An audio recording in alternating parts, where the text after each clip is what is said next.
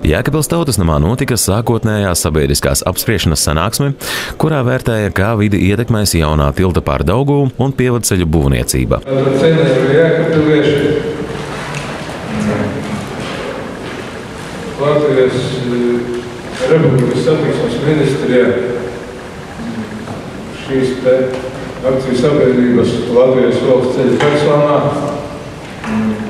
pagājušā, tas ir 2011. gadā, ierosināja tilta pār Daugavu Jēkabpilī būvniecību.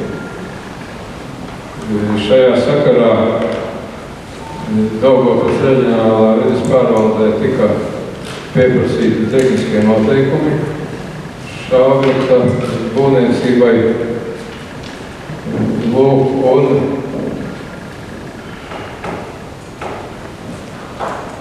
šā gada februāra mēnesī Jēkabpils pilsētas pašvaldība saņēma vides pāraudzības valsts biroja lēmumu par to, ka šī tilta būvniecības sakarā ir veicams ietekmes uz vidi novērtējums.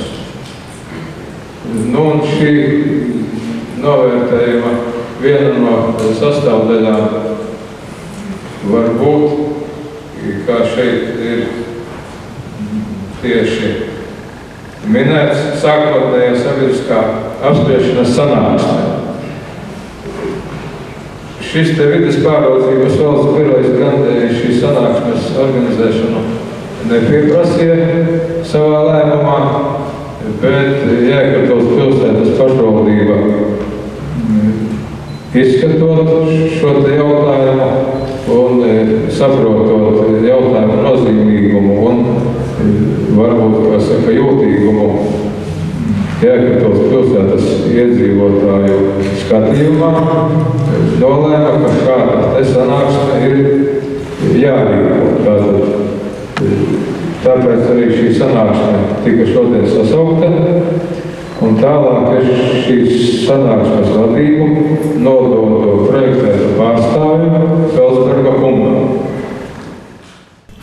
Sanāksmi vadīja vides pāraudzības valsts biroja uzraudzīts moderators Valdis Felsbergs. Uz iedzīvotāju jautājumiem atbildēja akciju sabiedrības ceļu projekts pārstāvji Māris Broks un Viktors Rautmanis. Valdis Felsbergs iepazīstināja ar jaunā tilta variantiem. Projektētāji, izstrādājot skices, paredzējuši 4 veidus, kā izskatīsies jaunais tilts. Vienā variantā tas paredzēts kā vanšu tilts. Tā galvenā iezīme - tilts karāsies vantīs, nevis balstīsies uz vairākiem pamata piloniem, kas tiks uzbūvēti Daugavā. Paredzēti tikai 2 piloni, kas atradīsies vienā un otrā Daugavas krastā uz sauszemes. Līdz ar to upes gultne netiks skarta un nebūs traucēta ūdens plūsma.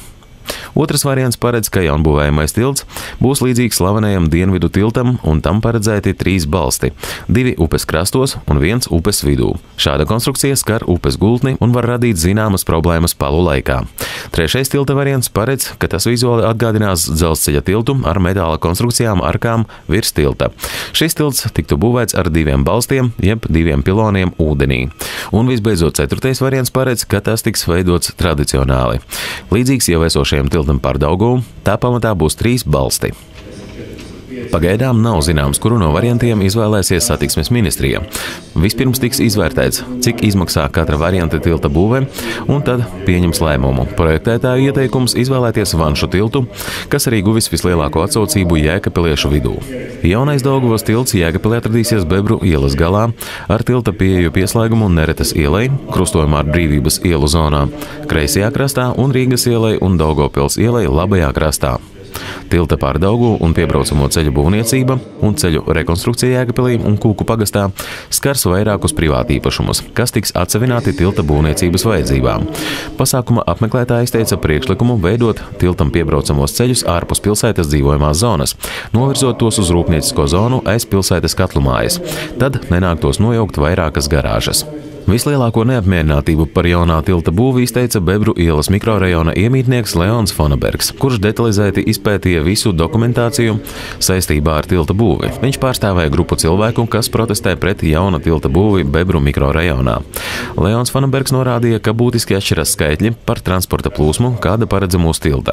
Ceļu satiksmes drošības direkcijas skaitļi ir vismaz 5 reizes lielāki nekā tilta projektētāju paredzētie. Fonabergs arī norādīja, ka tika solīts būvēt skaņu izolācijas sienu, lai mašīnu plūsma uz tilta netraucētu Bebru ielas mikrorajona iemītnieku ikdienu, taču šajā skiču projektā nav iezīmēta.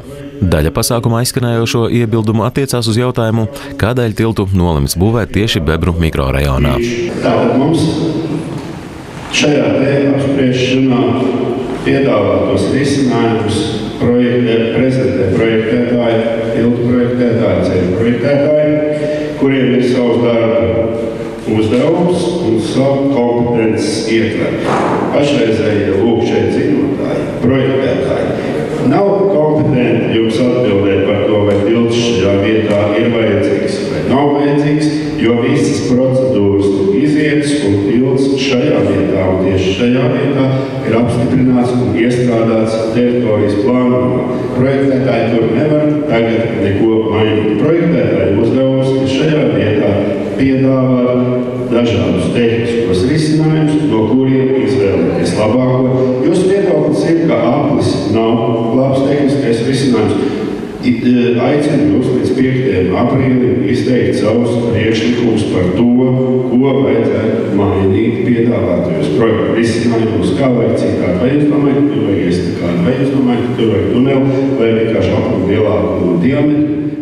Pasākuma dalībnieki izteica arī neapmierinātību, ka izbraucot no garāžām pie Bebru ielas mikrorajona, būs atļauts braukt tikai pa labi. Tas nozīmē, lai izbrauktu uz pilsētas centru, būs jābrauc pāri tiltam. Valdis Felsbergs skaidroja, ka ir vēl cits variants braukt no garāžām virzienā uz Dauguvu un pa pievedceļu, kas iet zem tiltam, dodoties virzienā uz pilsētas centru.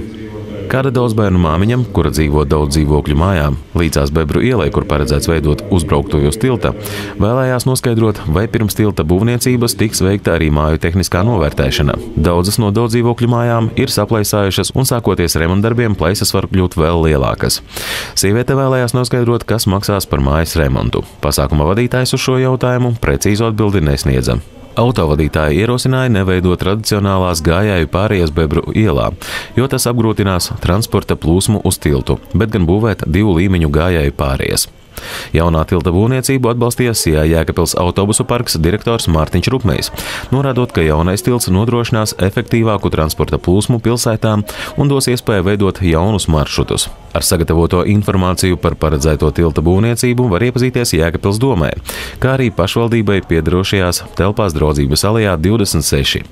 Rakstiskus priekšlikumus par to, kā tilta būvniecība ietekmēs apkārtējo vidi un jēkabpiliešu dzīves kvalitāti, var sūtīt Vides pārraudzības valsts birojam, Rūpniecības ielā 23 Rīgā, pasta indeks LV 1045 vai uz e-pastu vpvb@vpvb.gov.lv.